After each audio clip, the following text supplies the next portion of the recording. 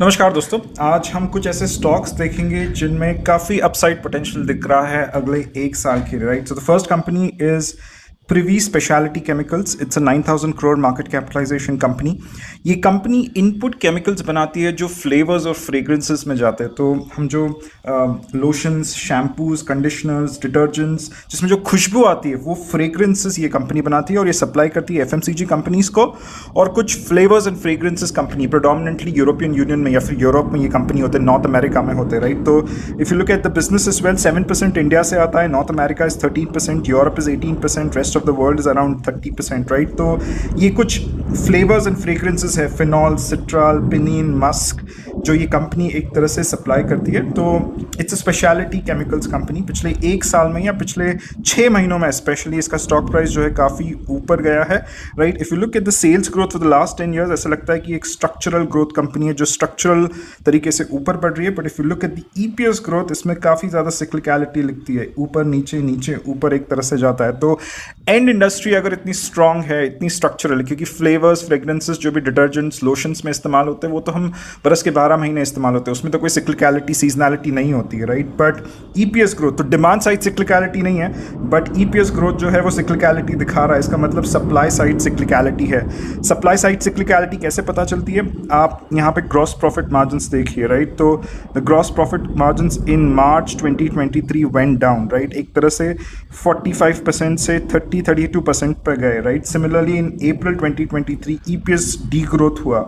इसका direct correlation है crude prices से, जो यूक्रेन रशिया वॉर में 22-23 में ऊपर चले गए, तो थोड़ा लैग इफेक्ट था। तो क्रूड जो है it is the most important raw material to make these flavours and fragrances के केमिकल्स। तो जब क्रूड प्राइसेस ऊपर आ जाते हैं तो the company is not able to pass on the increase crude prices और the increase cost of the raw materials to the end customers, जिसकी वजह से उनकी प्रॉफिटेबिलिटी इंपैक्ट हो जाती है। तो यहाँ पे आप प्रॉफिटेबिलिटी इंपैक्ट देख रहे हो, राइट। यहाँ पे भी अगर आप देखोगे ये साइड पे जो रेड लाइन है, gross profit margin, gross profit margin is basically COGS, right, cost of goods sold, COGS जो आपका रॉ मटेरियल होता है, राइट। यहाँ पे एकदम डिप्रेस्ड है, तो यहाँ पे भी आपको डिप्रेशन दिखा है ईपीएस ग्रोथ में, right. Even if you look at the operating profit margin, वही कहानी बताता है। The operating profit margin fluctuates between 12 to 22, तो बहुत ज़्यादा फ्लक्चुएशंस है। It's a cyclical company. The cyclicality is on the supply side, not on the demand side. Demand side पे काफ़ी स्ट्रॉन्ग बिजनेस है उनका। तो इस कंपनी को हम पढ़ क्यों रहे हैं, राइट। तो compounded sales growth has increase from 14% to 22%, profit growth 26 to 79% पिछले एक साल में, आरओई आरओसी जो इम्प्रूव हुए हैं, and stock price is also gone up by 60%। तो काफ़ी ज़्यादा डीआईआईज एफआईज ने इन्वेस्ट किया है, प्रमोटर्स ने अपने स्टेक सेल किए हैं, या फिर पर DIIs FIs have increase the kind of contribution और allocation to this company. One more important thing is the capex that the company is doing. तो predictability of future earnings growth काफ़ी strong दिख रहा है। 1100 करोड़ का capex कर रही है। In 2 phases this company is doing its capex. It's expecting a lot of demand in the next couple of years, right?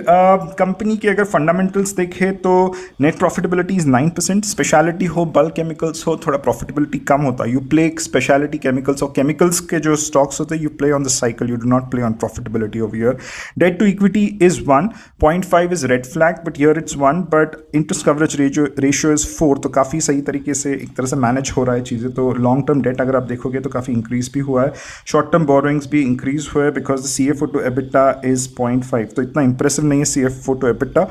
अपने एंड कस्टमर्स के साथ इतना बार्गेनिंग पावर नहीं है, तो वर्किंग कैपिटल डेट की ज़रूरत पड़ती है इस कंपनी को। बहुत रिसेंटली इसका रेटिंग्स अपग्रेड हुए हैं, and I think the P is Fairlie reasonable. बहुत ज़्यादा कम भी नहीं है, बहुत ज़्यादा भी नहीं है। साइकिल पे एक तरह से one you have to play on for this company. तो fixed assets have been increasing consistently for the last couple of years, but in the next 2 years और नेक्स्ट 1 year एटलीस्ट 1100 का केपेक्स इस कंपनी में हो रहा है, right. So this was a brief about Privi chemicals. Guys please, if you find value in this kind of video, please give me a simple like, क्योंकि algorithm फिर ज़्यादा एक लार्जर ऑडियंस तक ये वीडियो को लेके चला जाएगा, राइट। तो the next company we analyse is IOL chemicals and pharmaceuticals. तो IOL केमिकल्स एंड फार्मास्यूटिकल्स जो है ये 2 तरह के पदार्थ या प्रोडक्ट्स बनाती है। एक तो APIs है जो फार्मास्यूटिकल्स के एक तरह से रॉ मटेरियल्स होते हैं, एंड फार्मास्यूटिकल्स के ये जो ड्रग्स है या फिर ये सोल्यूशंस है वो ये APIs से बनते हैं। तो इब्यूप्रोफेन की ये एक मार्केट लीडर है दुनिया में, तो it has the biggest capacity for ibuprofen. Ibuprofen का करीबन 32% मार्केट शेयर है इस कंपनी का पूरी दुनिया में, एंड बहुत रिसेंटली इनको चाइना में भी इबुप्रोफेन बेचने का परमिशन मिला है, तो इबुप्रोफेन में एक काफ़ी सॉलिड टेलविंड है, right. The other thing that this company is it makes chemicals, right. तो ये बहुत सारे जो केमिकल्स पेस्टिसाइड्स में, टेक्सटाइल्स में, इंक वगैरह में, फार्मास्यूटिकल्स में ऑलरेडी मैंने बात की, पैकेजिंग में इस्तेमाल होते हैं, वो केमिकल्स बनाती है। तो API business is around 53%, right. Pharmaceutical chemical business is around 47%। इसके दो इंपॉर्टेंट प्रोडक्ट्स है, एक तो इबुप्रोफेन और दूसरा इथाइल एसीटेट है। ये दोनों प्रोडक्ट्स मिला के 72% टॉप लाइन आ रहा है। तो ये कंपनी को थोड़ा अपना जो प्रोडक्ट कॉन्सेंट्रेशन ना उसको थोड़ा डाइवर्सिफाई करना है। तो इबुप्रोफेन में यहाँ पे अगर आप 21 में देखो 82% है, तो कंपनी दूसरे प्रोडक्ट्स को मूव ऑन कर रही है, राइट। थोड़ा कोर प्रोडक्ट से थोड़ा it tries to kind of moving away from the core product, right. Exports काफ़ी ज़बरदस्त है, 25% is exports for this company. तो IOL chemicals and pharmaceuticals 3000 crore market capitalisation इस कंपनी का। तो इस कंपनी का स्टॉक प्राइस ना कोविड के वक्त बहुत ऊपर चला गया था। तो फार्मास्यूटिकल कंपनी है, डोलो वोलो बनाती है, पैरासिटामोल बनाती है, तो स्टॉक प्राइस बहुत ऊपर चला गया था, राइट। अभी बहुत रिसेंटली स्टॉक प्राइस ऊपर जा रहा है।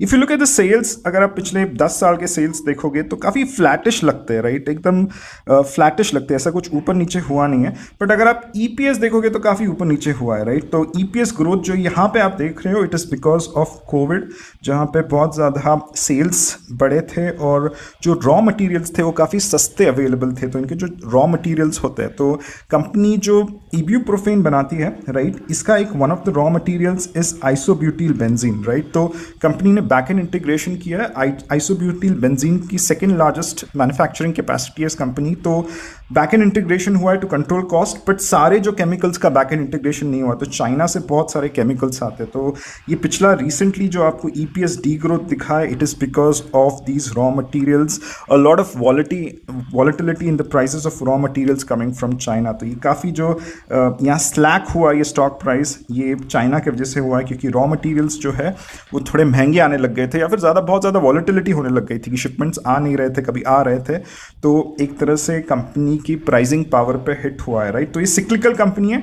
Again this is supply side cyclicality, demand side cyclicality इतना ज़्यादा नहीं। डिमांड तो आप देख रहे हो काफ़ी कांस्टेंट है, सेल्स काफ़ी कांस्टेंट तरीके से ग्रो हो रहा है। सप्लाई साइड सिक्लिकलिटी दिख रही है। तो इनपुट कॉस्ट जो है वो कंपनी अपने एंड कस्टमर को पास ऑन नहीं कर पा रही है, क्योंकि ये सारा मटीरियल चाइना से आता है, रॉ मटीरियल्स, एंड उसमें वॉलेटिलिटी दिखी है प्राइसेस में, राइट। ऑपरेटिंग प्रॉफिट मार्जिन तो बहुत ज़बरदस्त तरीके से फ्लक्चुएट होते हैं। 3% है, कभी कभी 11% हो जाता है, राइट। 30% भी हुआ है। टेरिफिक मतलब बहुत ज़्यादा फ्लक्चुअलिटी है इनके रॉ प्रॉफिट, इनके प्रॉफिट ऑपरेशन OPM में।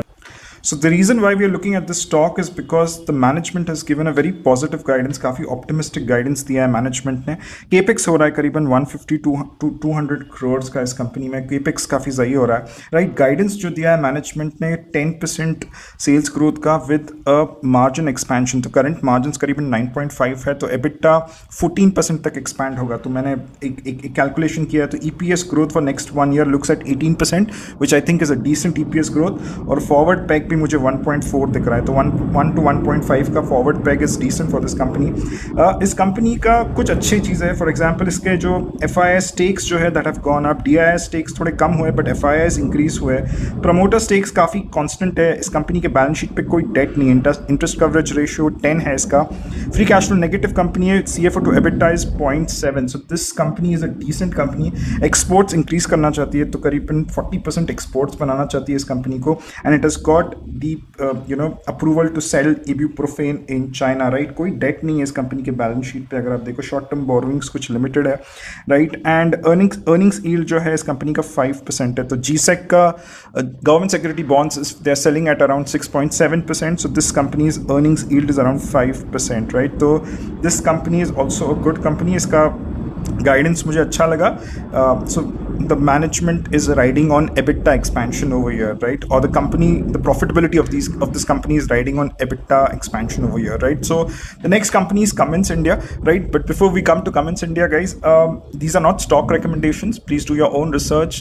ये educational videos है, ये level 1 videos है, इसको लेकर थोड़ा level 2 analysis कीजिए, promoter की थोड़ी जानकारी निकालिए, and do some RPT kind of analysis as well. So these are level 1 videos, educational videos, and Do let me know if any of these stocks are there in your portfolio. अगर if you want to know if these stocks are there in my portfolio, तो you can subscribe to the membership option. तो मैंने एक video बनाया how I'm building my portfolio, उसको थोड़ा देख लीजिए. You'll get idea कि मैं क्या कर रहा हूँ उस membership service. So next company that we analyze is Cummins India. 1.09 lakh crore का market capitalization है. Company engines बनाती है. 71% of the business comes from engines.